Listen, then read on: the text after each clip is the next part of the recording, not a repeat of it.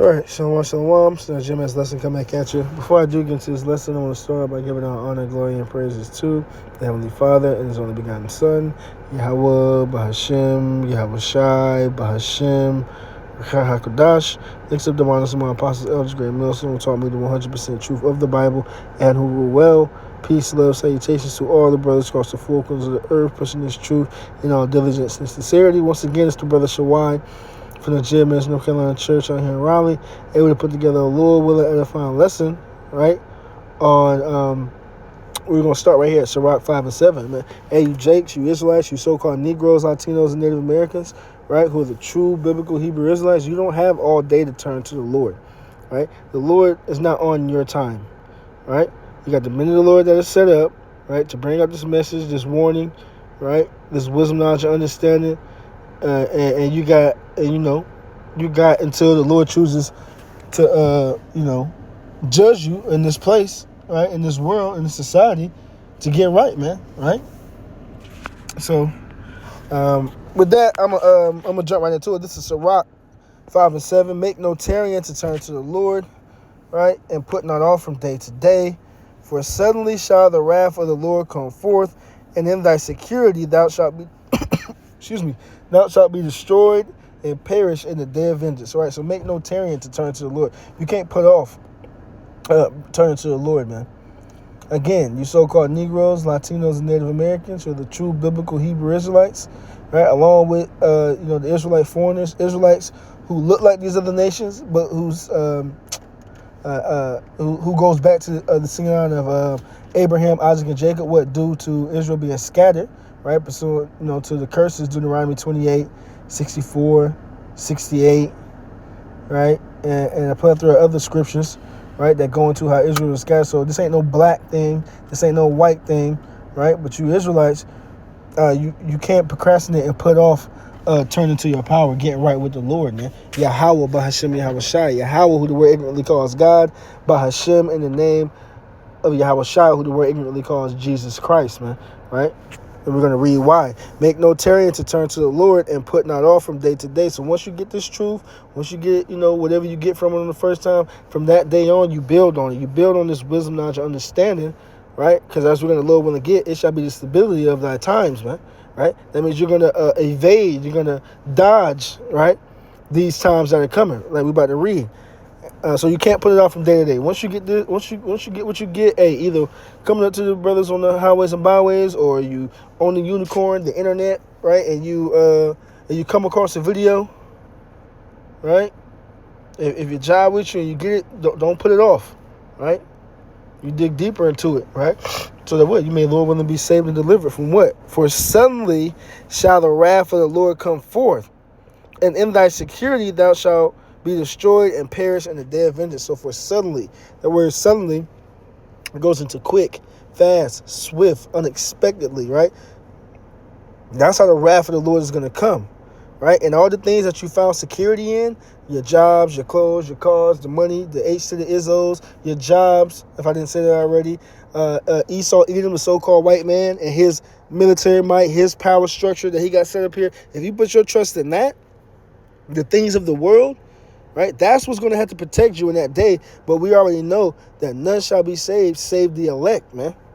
Right? Which consists of the 144,000 men who give up their bodies as a living sacrifice, along with the men, women, and children who sincerely believe. Both groups makes up the elect.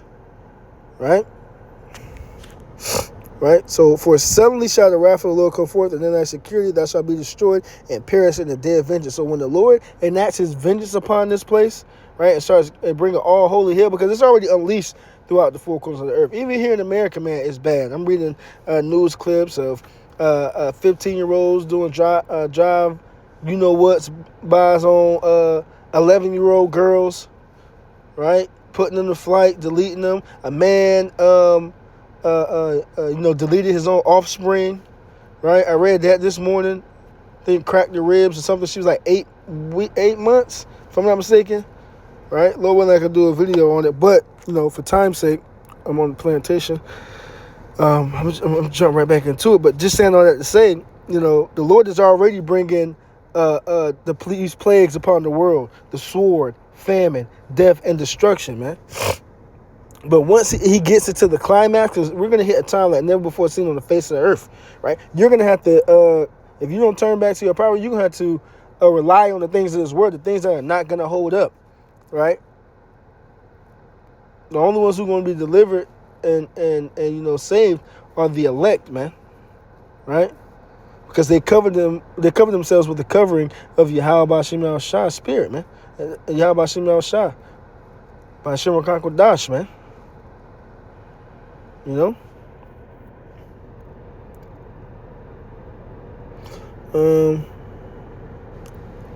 Let me see. Oh yeah. So let's get that. Let's get that. Let's get that Isaiah 33:6, right? Because I quoted that, right? Isaiah 33:6, and it reads, right? And wisdom and knowledge shall be the stability of thy times, and strength of salvation. The fear of the Lord is his treasure. See, the Lord has a treasure, right? And it's the fear of the Lord, man, right? And what the fear a treasure is not something that's gotten by all. It's something that's rare. It's something that's special. It's something that's unique, right? And what the Lord has bestowed this treasure upon those of us of the hopeful. He has bestowed it upon the elect, but Lord willing will be a part of that number, right? It ain't given to any and everybody. Right? Because it says, and wisdom and knowledge shall be the stability of thy times, right? And the fear of the Lord, which is obedience, is what? The beginning of knowledge, right? Proverbs 1:7, right? The fear of the Lord is the beginning of knowledge, right? What knowledge? The wisdom, knowledge, understanding of Yahweh Shem Yahweh Shai, man, right?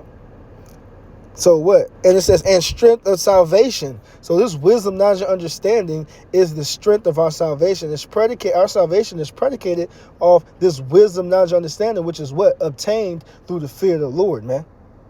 Right? Being obedient to the best of our ability, turning to our power, seeking our power, the things that are pleasing to our power, the things that are displeasing to our power, right? We're trying to put our best foot forward in serving the Lord, man. Let's get something else. I quoted that. What's that? I'm losing it. 2 Ezra 9:1. The one that Yahweh Shem Shai. Let's get that real quick. 2 Ezra 9:1. He answered me then and said, measure thou the time diligently in itself. And when thou seest part of the signs pass, which I have told thee before, all right, I'm going to just read verse 2. Then shalt thou understand that it is the very same time wherein the highest will begin to visit the world which he made, right? So, that's the point, because we read before, for suddenly shall the wrath of the Lord come forth, right? It's going to come suddenly because these people are not paying attention, right? It's going to catch a lot of people. The day of the Lord is going to catch people with their pants down. This is 2 Ezra 9:1. It reads again, he answered me then, said, measure thou the times diligently and self. So you're supposed to be looking at the real-time events, right?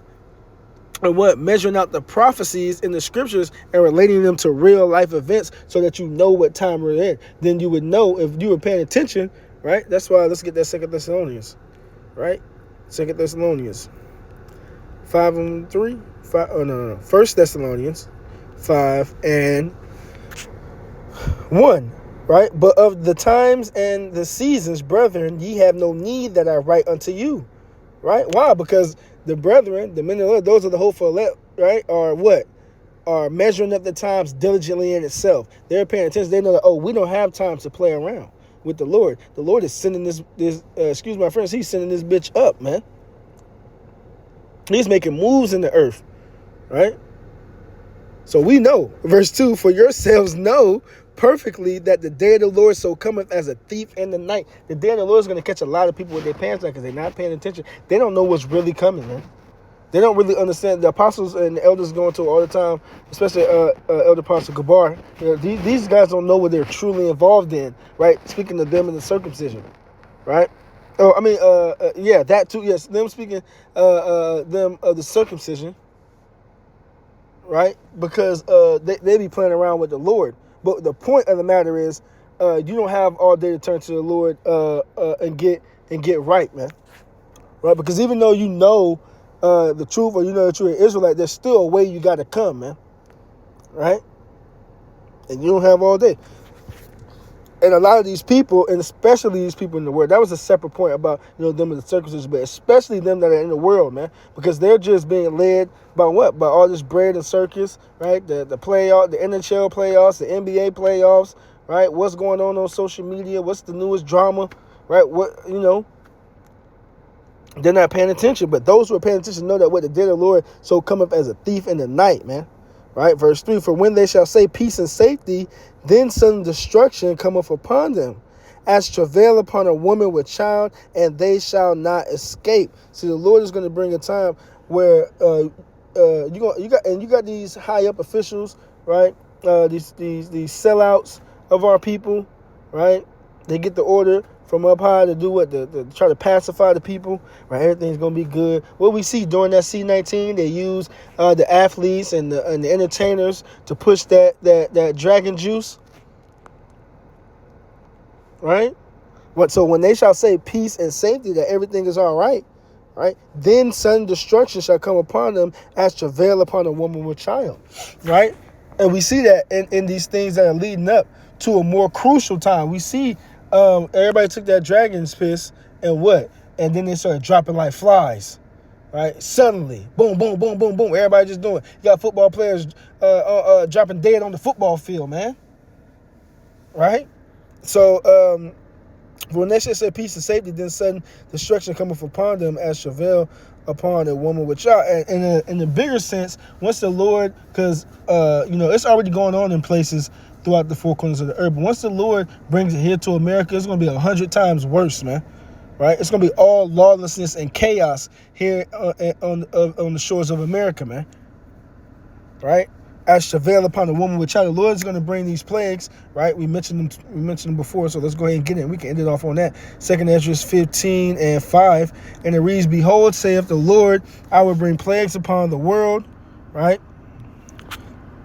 The sword, famine, death, and destruction, right? So the Lord is bringing the sword, famine, death, and destruction. The sword is any killing instrument, but what? It can also be symbolic for war, right? We got the Third World War going on. We got civil wars going on in various parts of the earth, uprisings of the people, right? The Lord is going to bring what?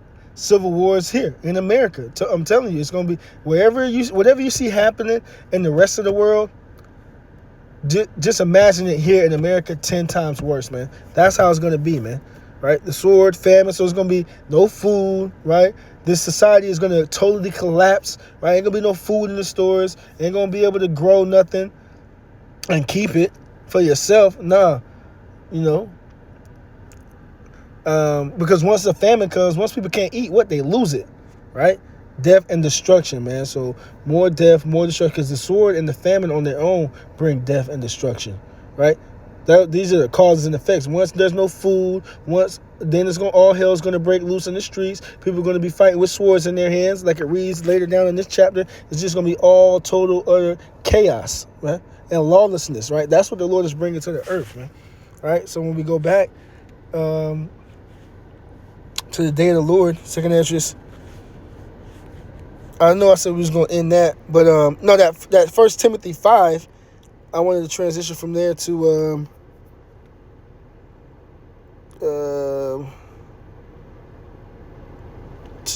2 Peter 3.